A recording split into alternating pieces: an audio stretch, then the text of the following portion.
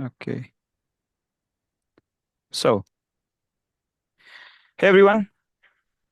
Yeah, it's great to have you in this meet, which is, I think this is probably the third session of AI London meetup.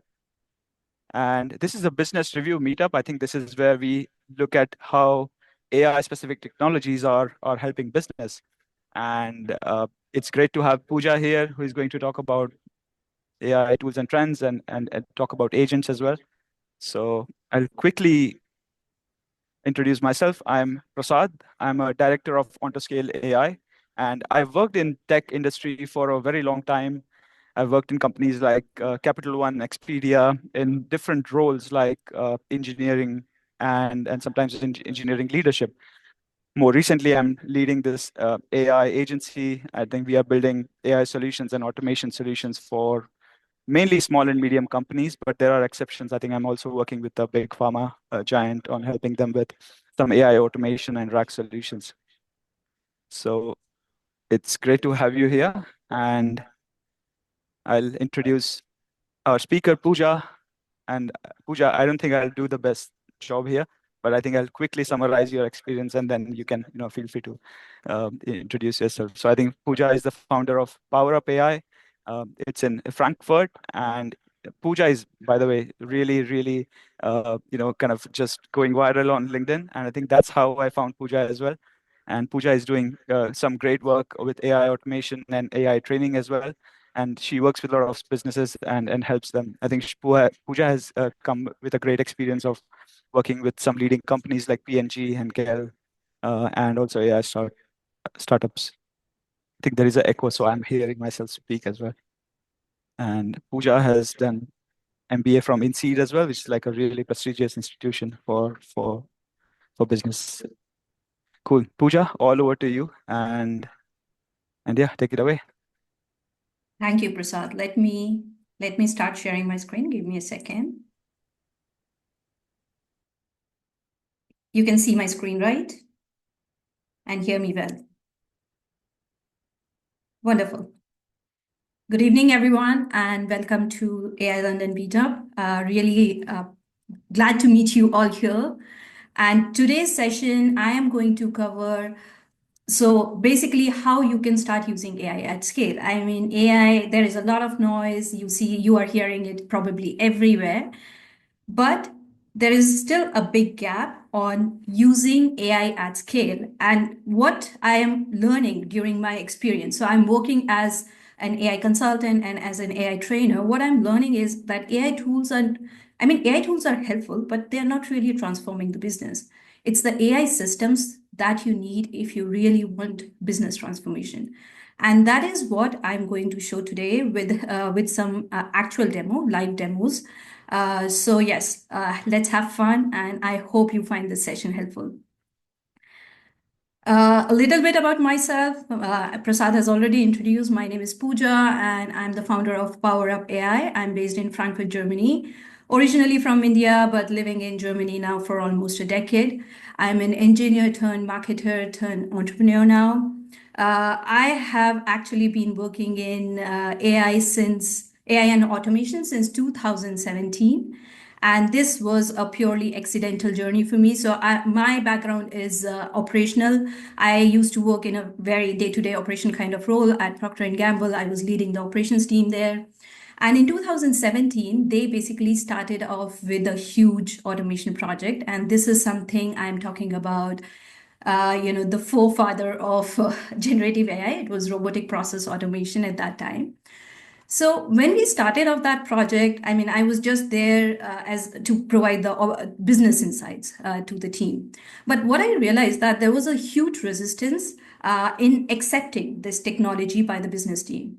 And when I started digging deeper, I realized that this was coming because the trainers or the people who were trying to implement were all techies, and they were filling in the room with jargon. So there was machine learning, data analytics flying here and there, whereas the business folks, they really do not care about what technology it is.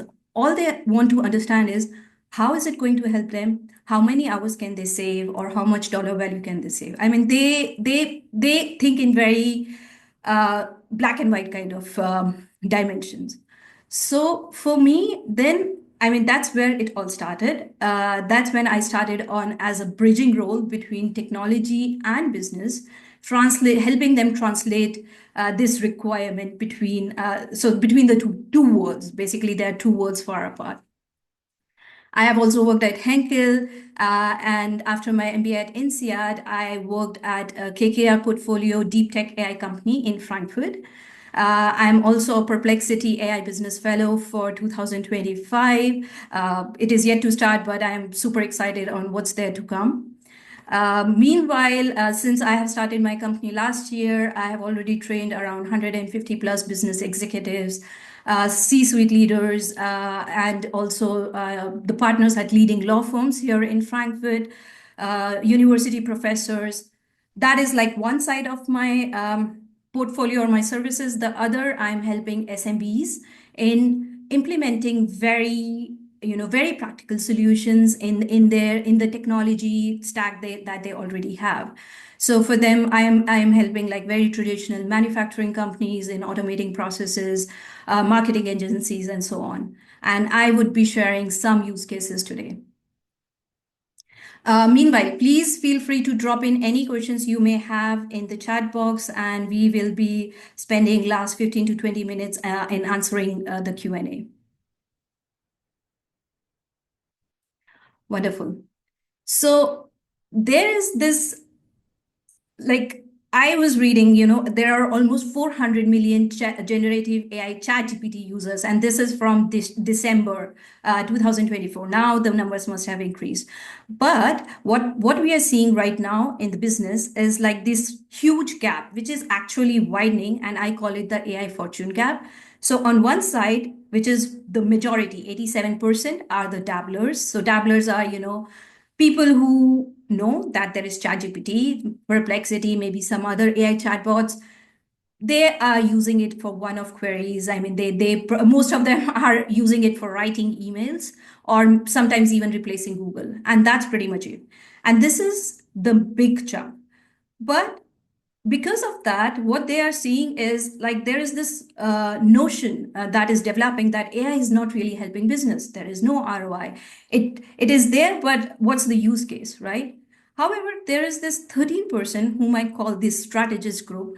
They are embedding AI in their core workflows. Like they are automating, using AI to automate end-to-end processes, and they are not just dealing with just the chatbots, because that basically is the tip of the iceberg. If you see the AI landscape, so ChatGPT or your other AI chatbots, they're just the tip, which most people are seeing. Whereas the big chunk of this is actually a lot that's happening beneath. So there we have AI agents, we have workflow automation, we have multimodal AI APIs that are, I mean, every other week there is a new AI LLM model API solution that's coming into place. Then there are also very narrow, specialized tools that are tailored to specific requirements. And it is when you start thinking about all this as one landscape that you start understanding the role of AI or where it fits in your business and how it basically connects all. So before we move further, just a very quick, because I saw like there are some newbies as well.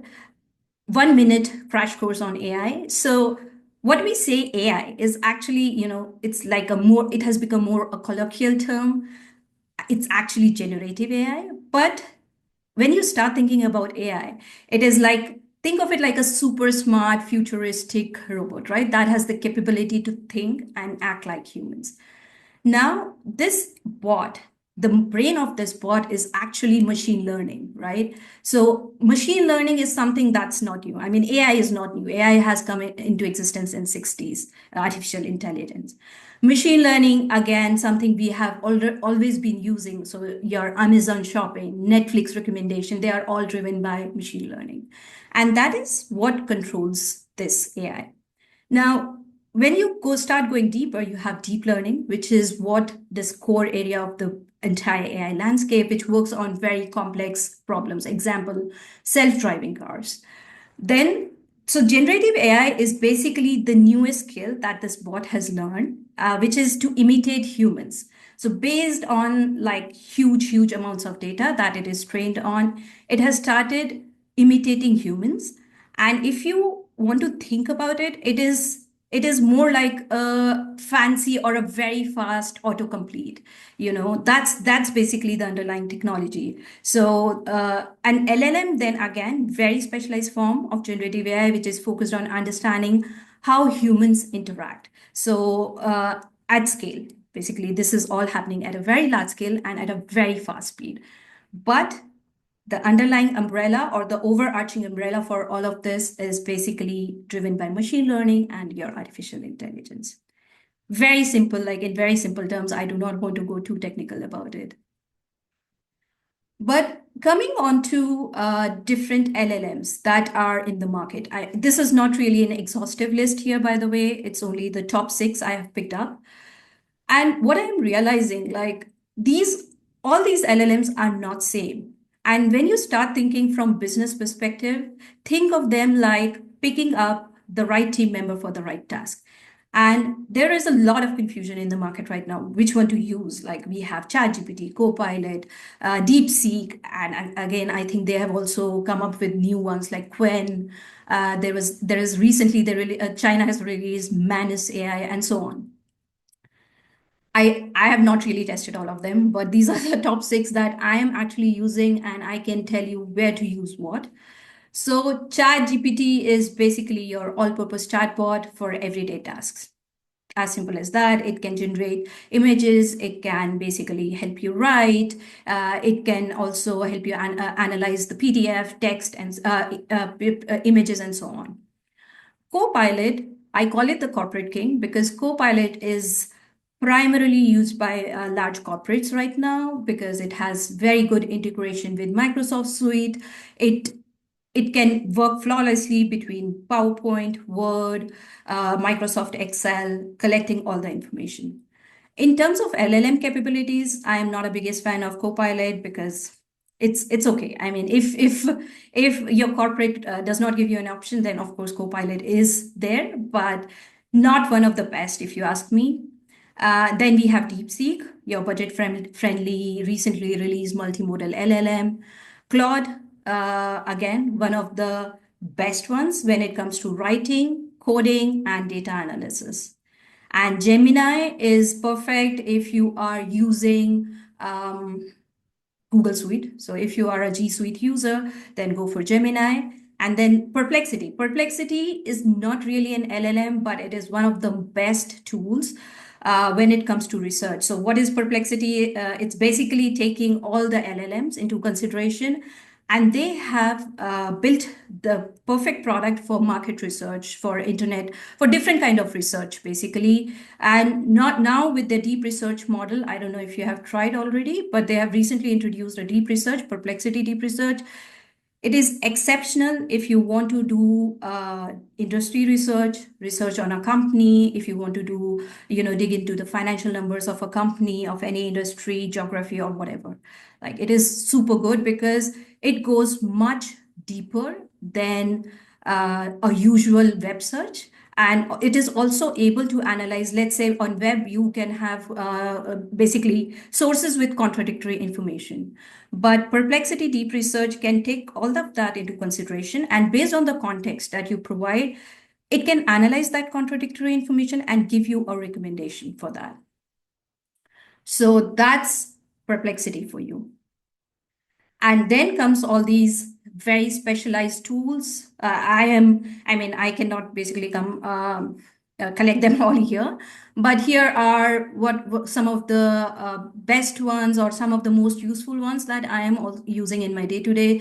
So I have this AI note taker, as you can see in the meeting as well. Fathom AI, you have Fireflies.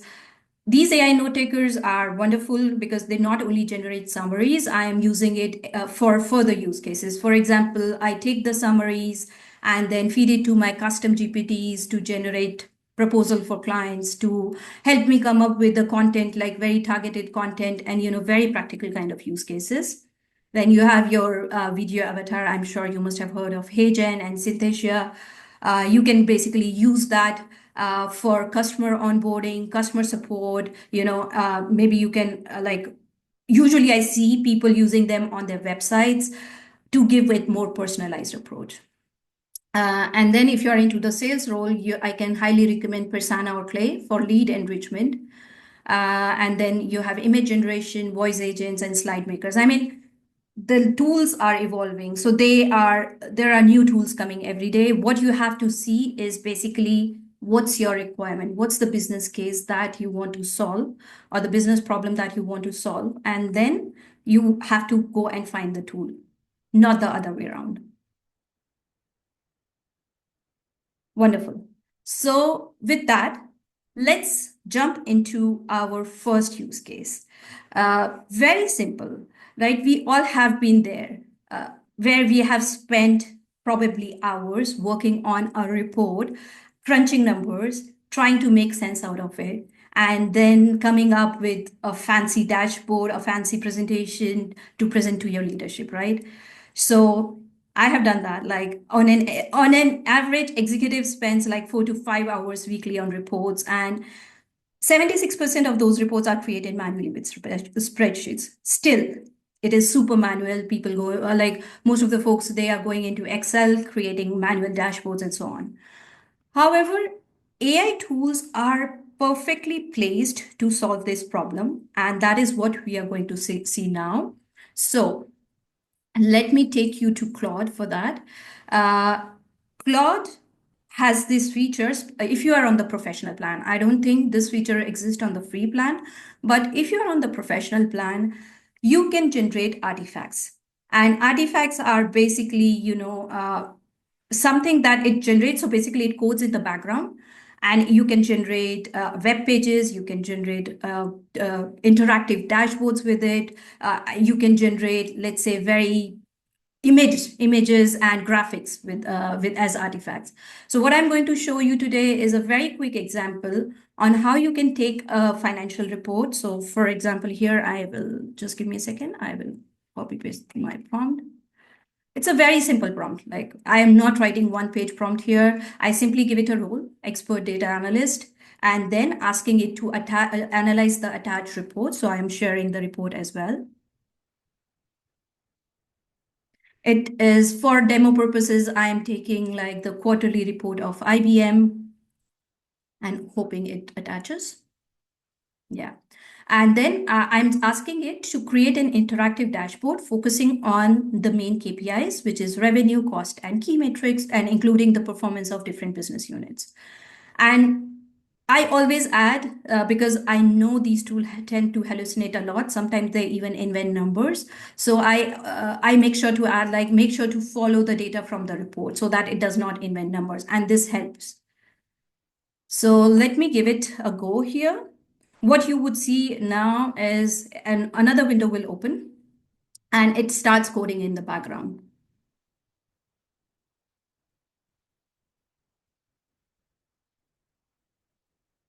And sometimes Claude is very slow. Okay. So yes, as you can see, it has really started coding. This will go on for like another good 2 to 3 minutes. So to respect the time, let me show you like with the same report what it has come up. This is something exactly as you can see, same prompt and same report. So what you can see here is this interactive dashboard that it has taken from the reports generated using this report. I give it to Claude.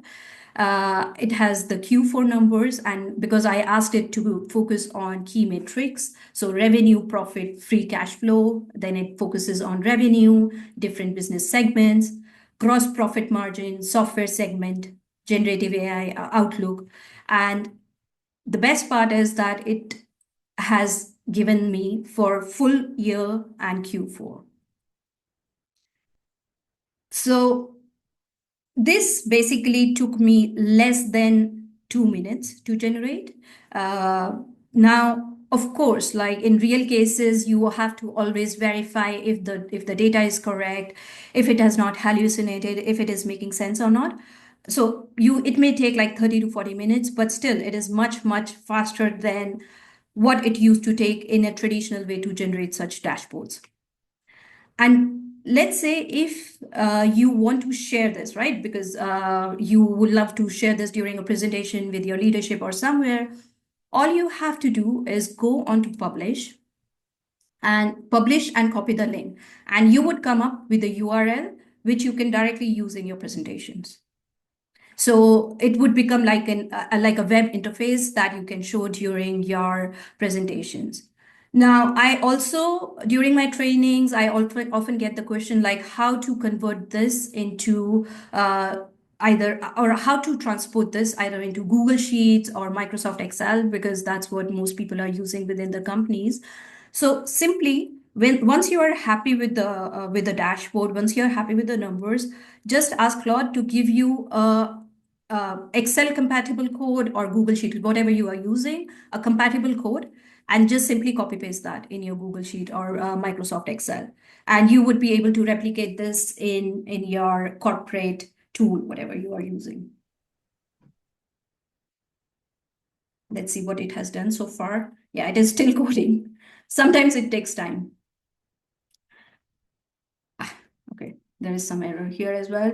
But yeah, this happens. So once, like sometimes during this coding part, Claude generates error. All you have to do is either start like with a new chat if it does not manage to fix the code, or you can simply try to fix it with fix it within Claude within the same chat. So it is very good at debugging also. So this especially this their latest 3.7 Sonnet, it is wonderful with coding and debugging. So as you can see, it has started correcting its own code. But yeah, this is what you would come up with once the code is fixed, and this is what you see here. Before I move on, any questions so far?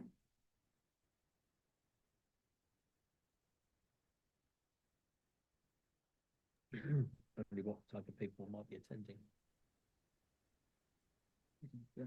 Hi, I'm a colleague of Prasad. I just wondered what type of candidates you have on the training, on the course. What type of people are going? You mean for my training courses? Yeah. It's a mix Were they of execs? Yeah, it's a mix of. So I am also training senior execs, like C-suite, and also business owners. Especially the small and medium-sized business owners. Interesting. Thank you. You're welcome. I have Great. a question. Yeah, Prasad. When Claude takes a long time, how do you know if things have gone wrong or you should be waiting for longer? Usually, it should be able to, depends on the size of report as well. So for like, let's say a 30 to 40 page report, it should be able to analyze that within 5 minutes. If within 5 minutes you do not have the output, that means something is wrong. And then I stop that chat and start a new one, or start a fresh one. However, like recently, Claude has also introduced, I don't know if you have seen it, their extended thinking model, which is basically the deep thinking version of Claude. So if you press on this one, then it takes really long. Then it can take up to 10 to 15 minutes because it starts going into the detail. I usually go for the normal one because for 90 to 95% of the use cases, normal Claude is okay.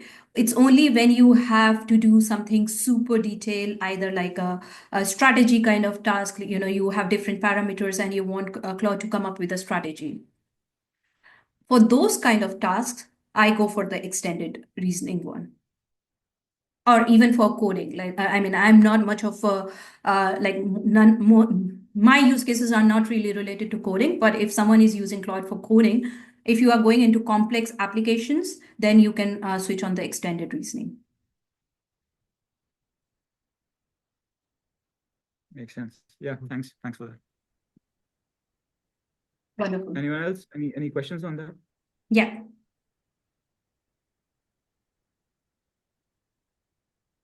Cool, thanks. Okay, great. So we, like, as I mentioned in the start, these ChatGPT, Claude, and everything, they are really the LLM chatbots. But I'm sure you must have heard there is also a lot of noise about agentic AI. So, what really is agentic AI? First, let's understand, if if I have to give a very simple analogy behind this, uh, think of LLM chatbots as a new member in your team, maybe an intern who just joined the company, and they are you have to really tell them everything in detail if you want them to perform something. They are probably good at one-off tasks, but you really cannot expect much. And also, these LLM chatbots, as the name suggests, you can just chat. They are not really executing anything. I mean, they're not really going into your systems and taking any actions there. Whereas AI, agentic AI, which is basically, as the name suggests, they are the agents. So they are really the executioner agents.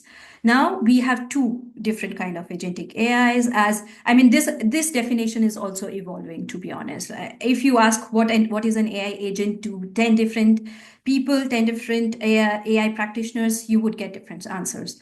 So for me, I am going with this Anthropic. So Anthropic, which is the parent company of Claude, they basically define agentic AI as both AI automation and AI agents. However, there is a difference when you should use an automation and when you should consider an agent. So AI automation, consider them as your reliable bots, your interns or your newbies. Once they have executed the same task 10 times, they really become good at that, and they can do that on autopilot without much thinking, without much deviation, and so on. And that's basically your AI automation. Whereas AI agents, they are really, like this interconnected team. They can think, they can take action on their own, so they are autonomous. They also have a memory feature, so they learn and they adapt. So that's basically like very experienced team members. That's your AI agents. Now, the question here is, like, these AI chatbots are super helpful. They can generate emails, they can generate codes, they can, as you can see, they generated a dashboard, Cloud generated a dashboard. So you can do a lot.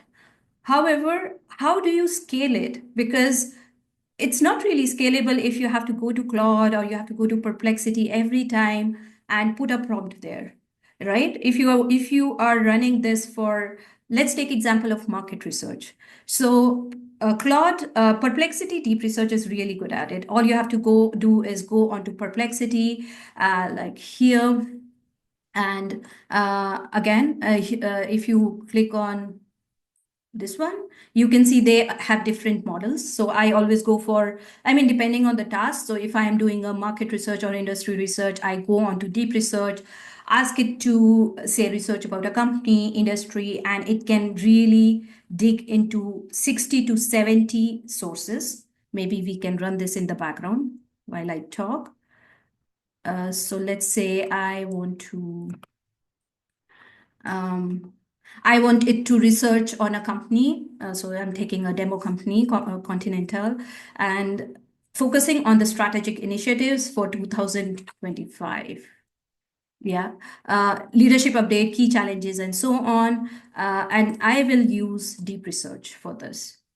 So once I click on that, it runs for a good couple of minutes, but you would see the depth of research that it conducts is amazing. But then the question comes, like, how should you scale this? If you are doing this at one of, maybe once per week, it's okay. You can go to Perplexity, put out this prompt, and it's wonderful what it does.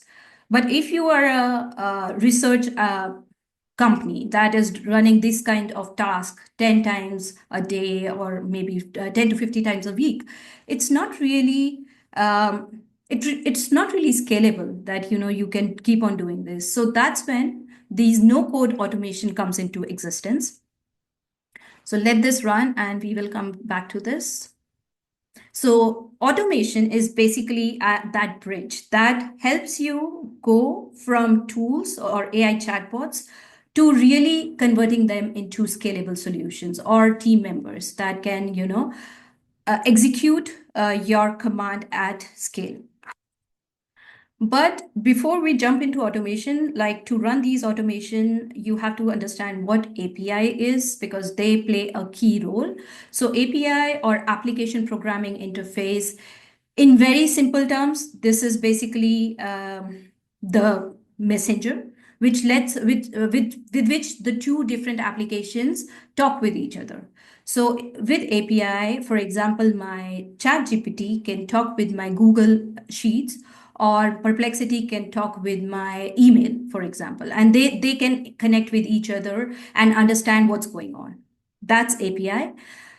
It's very simple to find an API key. All you have to do is like go and find OpenAI API. You would come up to the interface, put in your credit card, and you can generate a key there. Also, it is very economical to run an automation via API. So I will show you an example for this market research task that that Perplexity is running now, how you can do this at scale. So using no-code automation for market research at scale. And I'm going to use here a tool called make.com. Okay, there is some error. So make.com is like this no-code automation tool with which you can connect via API different applications. And what you see on my screen is basically, I am connecting, it's a very simple demo. I am connecting Google Sheets with Perplexity and again, an output here. So what will happen here is, let me run this for you. This is the Google Sheet that it is connected with. So let's say I have run it a couple of times. So that's what you can see here. So let's say I give it a company name here, right? Let me give it a company, say NVIDIA. So once I give it a company name and I run this system here, as you can see, it has started running. So it is now taking the input, which is this new company, NVIDIA. It is running Perplexity for me in the background. And I have basically asked Perplexity to do like collect top 3 leadership updates and also put them in a concise bullet form. And finally, as an output, it has, this is what you see here. Like I just gave it the company name and it has given me the top 3 leadership updates, the top 3 company news, and the sources. I can Quick in question, this, Pooja. yeah. Sorry, quick question. So if you go back to make.com's dashboard and Yes. you look at what was labeled content, is that essentially their word for prompt or? Here? Yes. Yeah, what they call content, is that what they mean by prompt or? Exactly, yeah. All So right, what, got it. Thank you. think of it like a prompt.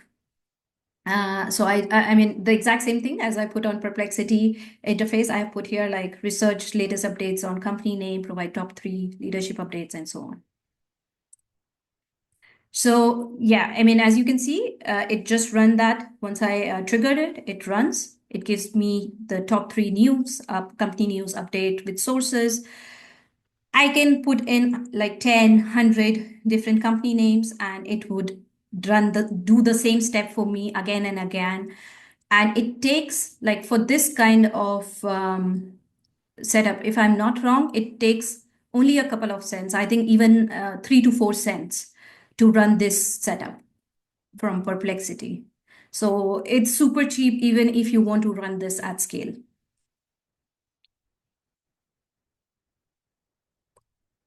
Now let's go to Perplexity. Okay. So as I told you, like deep research is super deep. And as you can see, it has gone into 48 different resources or 51 resources to be precise, and then come up with this very detailed, along with the sources, report for me on this company Continental, just giving like super detailed kind of analysis on the company. I can do the same, like this kind of detail also here. All I have to do is go to my prompt, update it, and it will run. Just remember that the more detailed your prompt is and the more detailed the output is, the more API consumption it is going to be. By the way, this report you can simply export as a PDF, and just use this either as it is if you are happy with the quality.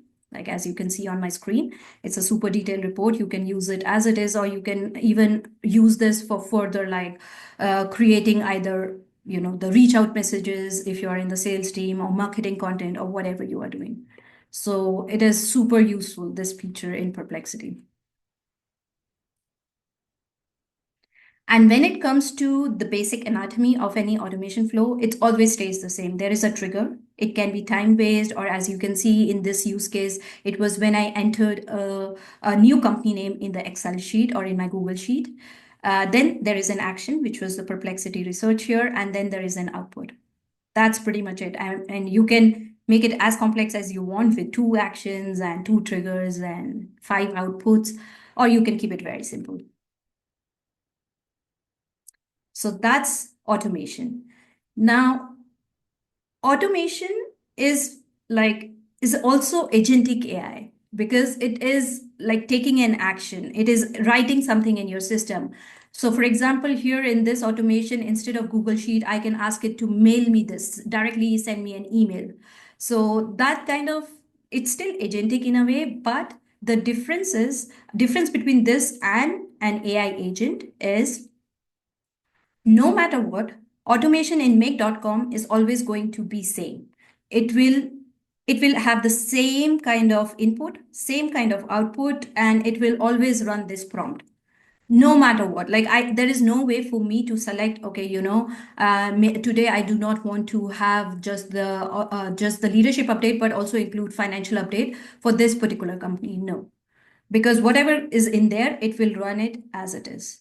And that's your automation. Whereas an agent, as you would see in my next example, okay, we are running short on time, but I will quickly go through that example. But in that next example, you would see that in an agent, you really can talk with your agent and make it do some action or not do an action.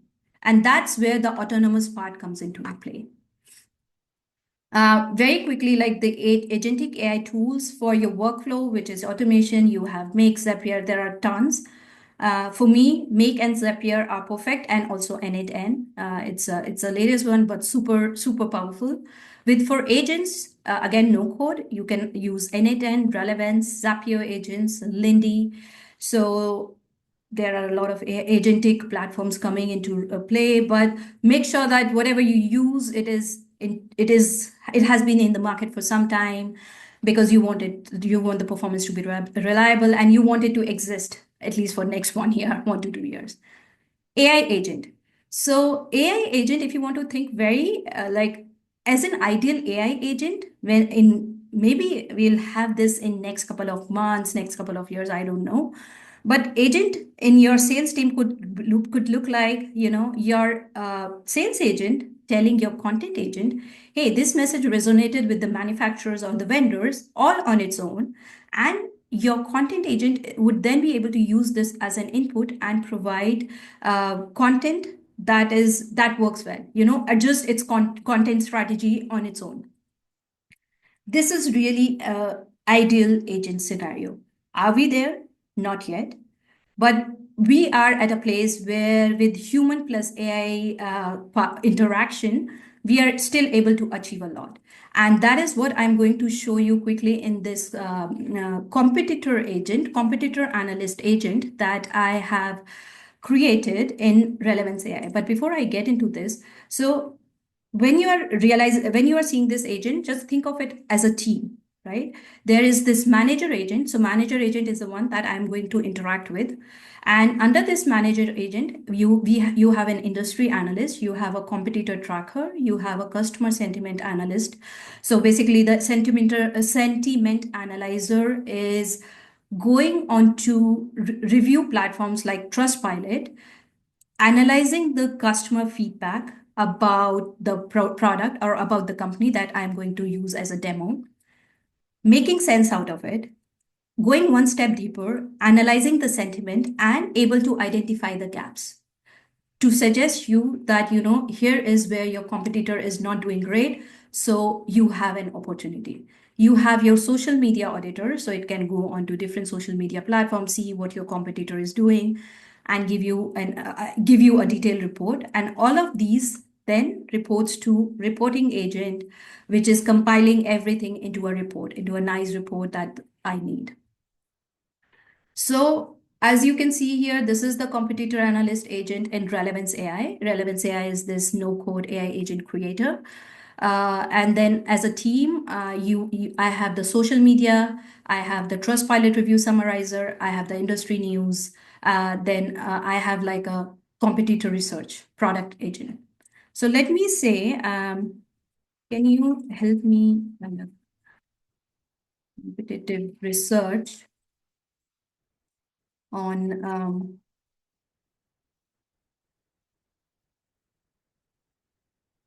Pipedrive? So Pipedrive is the CRM for SMBs, and I'm using this, and I will give it some more context. So I am an AI powered CRM developer.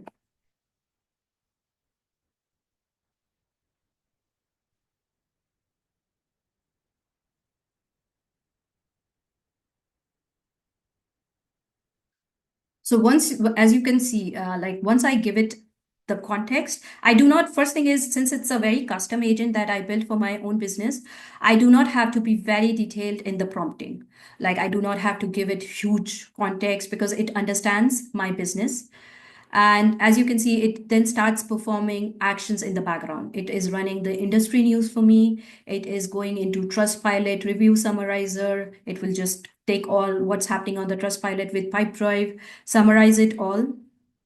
And the other sub agents or the team members that are in there, they would perform their task. Meanwhile, this runs. If anyone has any question, please feel free to ask.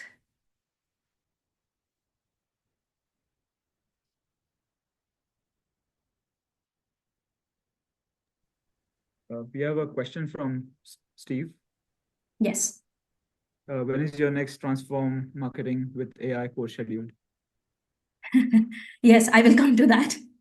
It is, I'm scheduling this in May now. Hey Pooja, I have a question. Could you Yes. show us an overview or the architecture of this agent system? Sure. I mean, it's so I really don't have an overview, but what I can tell you is how this works, right? You just showed it on the slide, but I was wondering how it looks in the actual application. You want it in the actual application? Of course. Yep, I haven't used it, so I'm curious to see. Yes. And agent profile. Okay. So what you are seeing here is my agent profile. I have to give it a name. I have to give it a description. Then comes the core instructions of this agent. It is basically, giving it like a job description. So core instructions, think of it like whatever you are going to put in your SOP, that's what comes here in the core instructions. I also connected it like, you have the power to use these tools. As you can see here, I did not connect these tools in any order. Like unlike Make, where they were running in a very specific order, there is no order here. The agent is going to select which tool it wants to run. And then once I go to tools, these are the different tools. So I have the research competitor, I have the Trustpilot review summarizer, industry news, and so on. There is a possibility that these are the sub agents, yeah? These are the sub agents, exactly.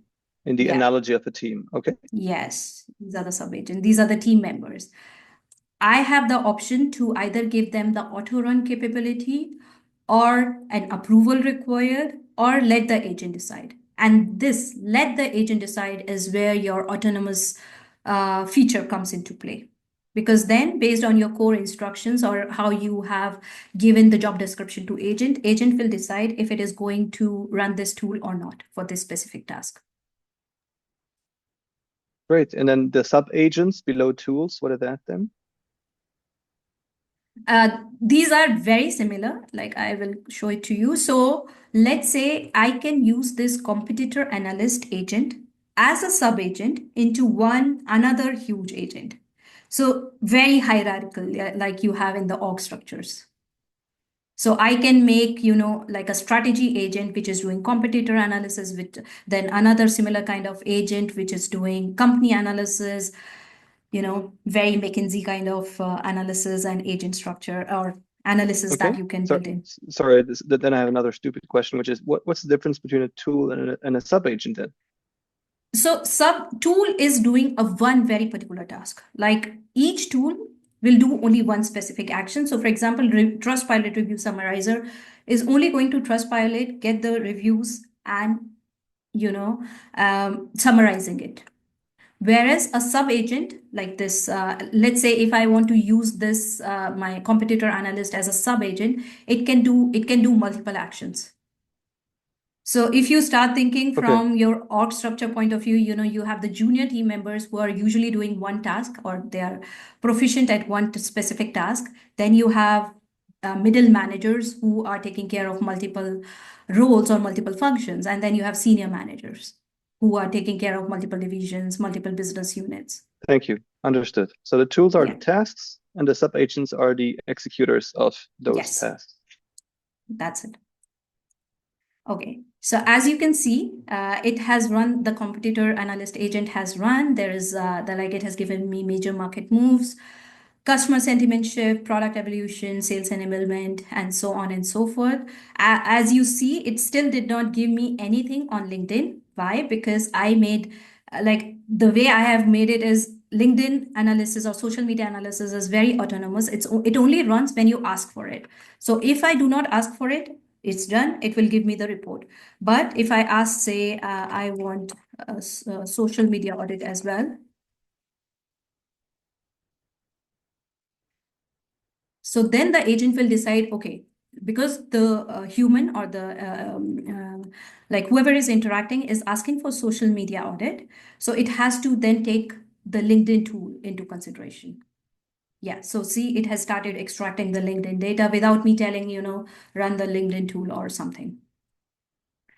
And that's basically how you can start differentiating the agent and tools.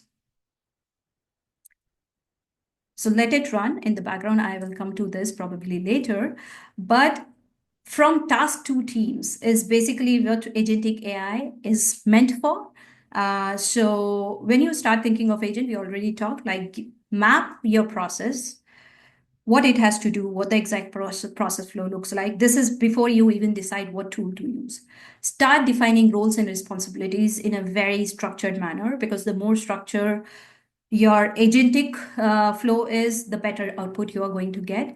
And then have a clear communication guidelines, very similar to how you do it in your teams. I will go through this real quick because we are running out of time and I want to leave some questions. But a lot of people during my trainings, they have one question about using their proprietary data into these AI tools like OpenAI, Anthropic, and so on. So of course, that is something you have to be really aware of. Like before you start using, think of an AI usage policy. What's establishing clear boundaries on what's a go, what's a total no-go.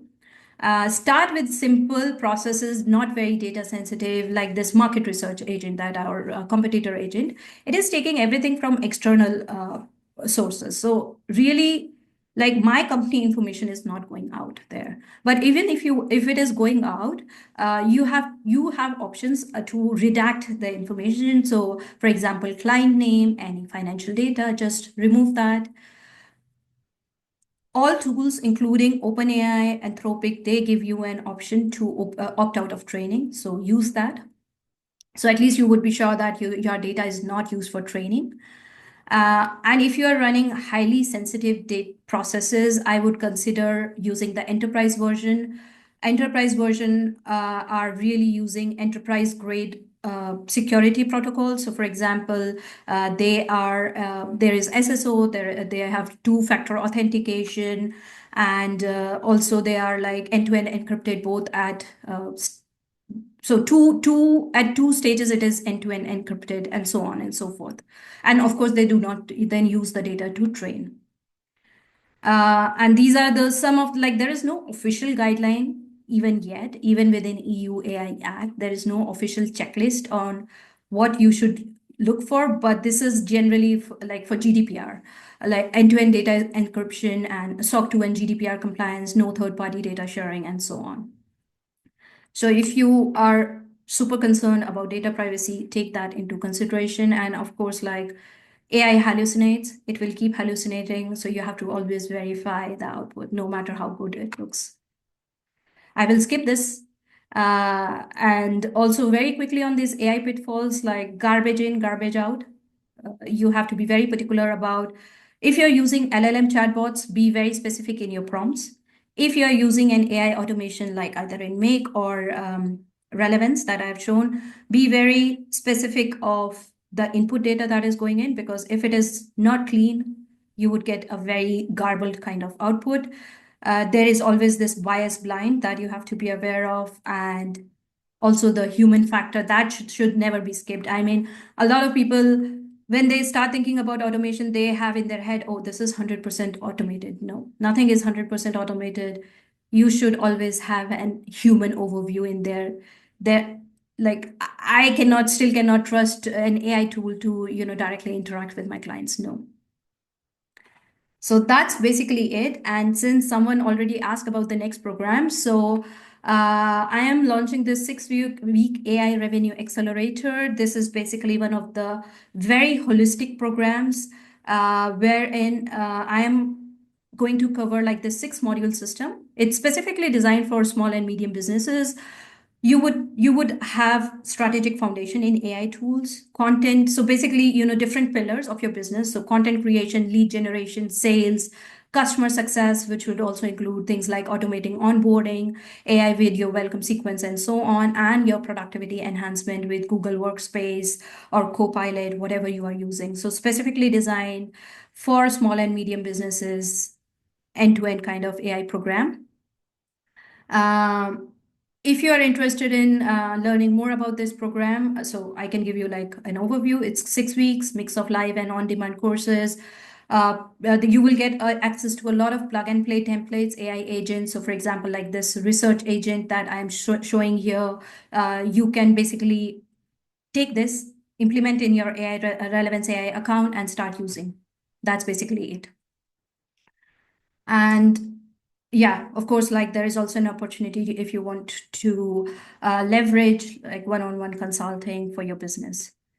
So that's pretty much it. And if you have any question, please feel free to connect with me on LinkedIn. I would be happy to answer anything that you may have. And now I am opening the house for questions. That's great. Amazing. Yeah, that was great, Pooja. Thanks a lot. Especially seeing the demo of the agentic AI, that was good with Relevance AI. Yeah, I mean, If this other- is super helpful, like this Relevance AI, I think, and super easy to use. I mean, I did not do any coding in it. I agree. I have a question. Oh, although actually, I am has a question. Yes, Please feel free please. to ask.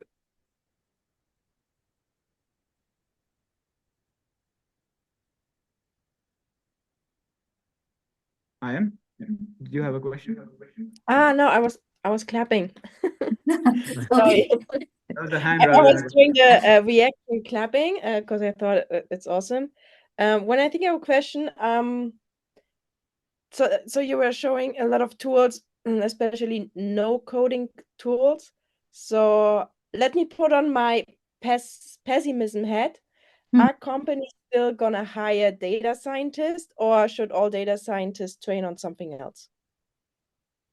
No. So there, I mean, there is this common notion that AI is going to take up the role of data scientists, coders, and so on. I don't think that's going to happen. it is going to evolve. Because even for coders or for data scientists, they are not going to be as manual as they used to be in the past. And if they're still doing that, yes, there is something wrong. Then you need to new data scientists, of course.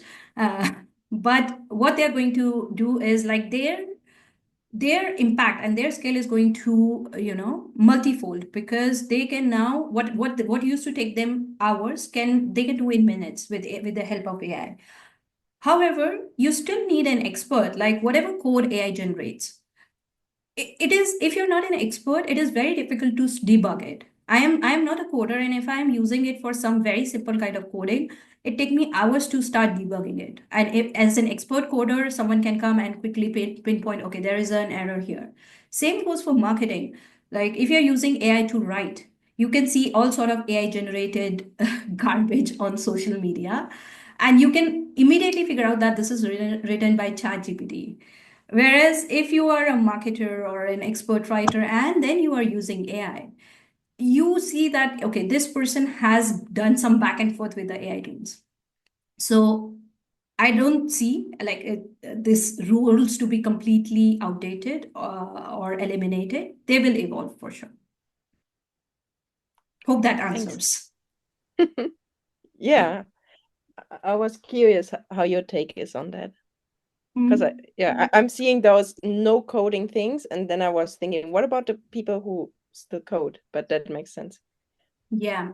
And also you have to consider, like, no coding is perfect if, let's say, you are a startup, you are a small enterprise, with very limited kind of interfaces. If you are an enterprise, I mean, I have worked at Procter and Gamble, a huge company with hundreds of systems that connects. And that's when the no coding does not work, because they start failing. If you start connecting 100 input systems, no code systems are going to crash, and that's when you would need more sophisticated properly coded applications. Great. So they're still used for customized solutions. Yes, absolutely. Cool. Thank you. You're welcome. I think I completely agree with Pooja on this one. So I would like to add my own bit on that answer. So around AI coding tools, firstly, a plugin. I think the next event that we have is exactly to answer that question. What is the reality on and the hype around AI coding agents, right? Like, can they write code for you, and then eventually can you replace engineers with AI, right? And it's important for me because I've come from that background and I have to answer that for myself. That's also a reason I started exploring a lot of these AI coding tools. And what I found is there is a lot of hype. And when CEOs talk about replacing engineers, they usually use terminologies, right? All code in the future will be written by AI. But what it actually means is the role will slightly change. They will be driving those decisions on what needs to happen, what product needs to be built. So there is still an engineer with all that model of how a software system works. It's really important.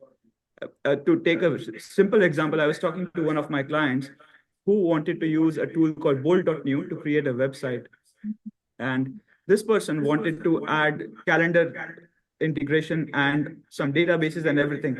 And somehow, because of that mental model of software system wasn't there, he assumed that everything happens on a browser. Like, can I have a database on a browser? So this understanding of what the software system looks like doesn't go away. That's why like software engineering skills will continue to be relevant. Sorry, a long answer, but I'll stop there. No, I really like it. So it's more for like the younger generation, they should focus more on understanding and strategy rather on the technical skill, right? That's right. Yeah. So the concepts of software engineering and how software systems are built will really matter. But then what will change is understanding of how product is built, how business works, and what problems to solve. Because software engineer doesn't just write code, but I think they are actually solving a problem. Yeah, that's cool. Thanks. Yeah. And my prediction is the roles that will increase is like product management will be really empowered because of this to build, prototypes, and quality engineering. I think that will be on rise as well, because the faster you build products, you need more people to test it out quickly as well. and security as well. So yeah, those three profiles, I bet on it. Thanks. Yeah, I agree with that. Like security, data security, understanding of the data, like because a lot of so theory is one thing, but when I go to companies, a lot of them are struggling with unstandardized data. I think that's the right term, unstandardized. So like the data which is non-standardized. For example, in a CRM system, almost everyone uses a CRM system, but then people come and add information manually in whichever way.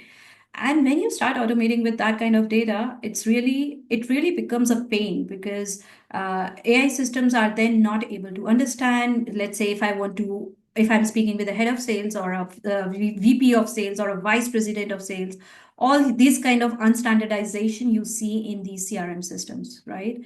So that's also very important. Like someone should be there to clean this mess up. Although AI tools, like I find, for example, ChatGPT and a very simple make flow to be super helpful in these kind of use cases, because they have that knowledge and context that VP of sales, head of sales, vice president of sales are all same people. So they should be categorized together when we are talking of, categorizations in CRM.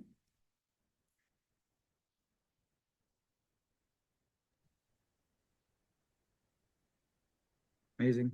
Any more questions? So, guys, by the way, although we were going to end at 7, but I think we've got extra 30 minutes time just for networking, just for have a casual chat about everything. So yeah, feel free to just ask your questions. Hi, Pooja. I'm Matthew. I'm a colleague of Prasad's. Very nice to meet you. It's a lovely presentation. Very informative. And I'm just wondering if you get asked by anybody at the moment about predictive analysis, essentially using these tools to predict what may happen. I'm thinking from a business perspective, not who's going to be elected next president or anything like that. Yeah. But these tools are great at providing you a lot of insight and data.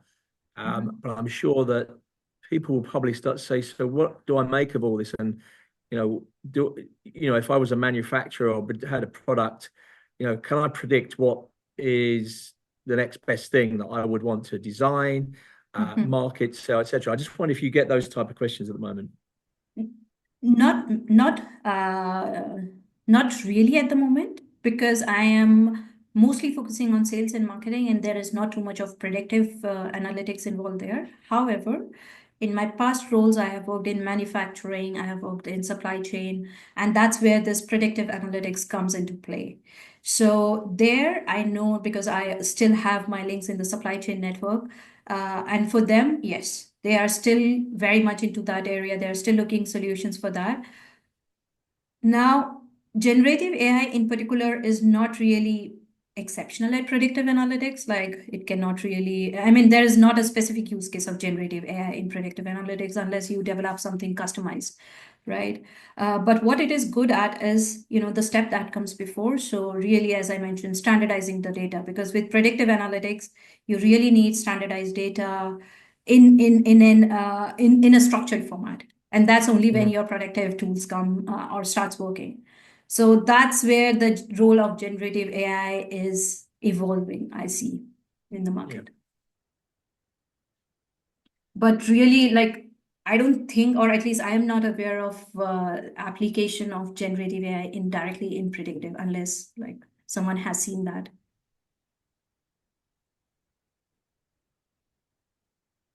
Oh, another thing that I actually came across, so because one of my colleagues, like previous colleagues, they work in manufacturing, like in a manufacturing plant. And for them, one of the pain points is invoices, because like they get invoices in all shapes and formats.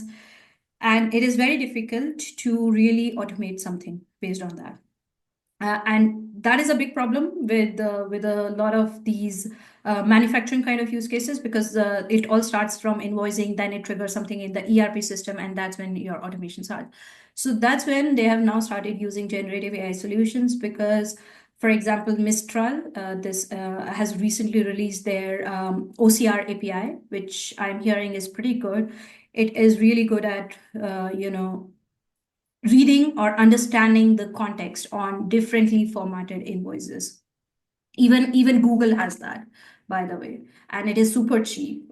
You can run for like in $1 around 6,000 pages or 6,000 different formatted pages with Google.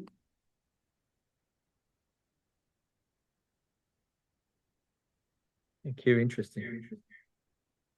Pooja, what's your take on future of Google search especially? Does someone still use it? Oh yeah, I do that to go to the AI tools. I still use it for that. I mean, for sure they are. What? Sorry? Sorry. I was just saying I use it a lot for navigation, but not search anymore. But Yeah. You're right. Navigation for sure, but that's pretty much it. I mean, I have even started using OpenAI for recommendations. So let's say if I'm going on a trip and I want to see what are the 10 best places to see based on my schedule, based on my requirements, I think OpenAI or Perplexity is doing a wonderful job at that. Navigation for sure, I still go to Google, but I think they are already seeing the impact. I mean, people are not really going there for much anymore.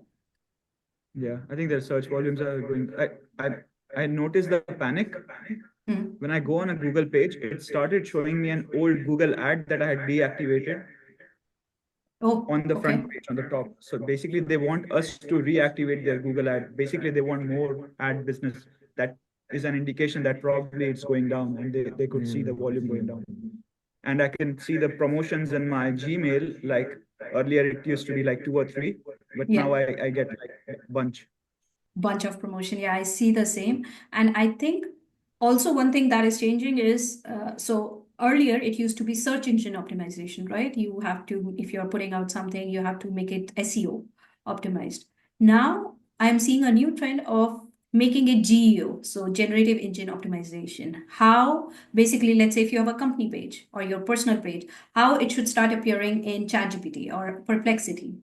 So that is also something getting very popular now. There is a lot of demand for it because a lot of people don't go to Google anymore for searching. And for that, like I find this because Google search or SEO was working primarily on keywords. Whereas for this GEO, you have to really take into consideration the NLP, like this natural language processing on how people really ask questions. Like when you go to Perplexity, you ask in a particular way. And that's what should be included in your blogs, in your newsletters, in articles, or whatever you are doing, websites, for it to start ranking better.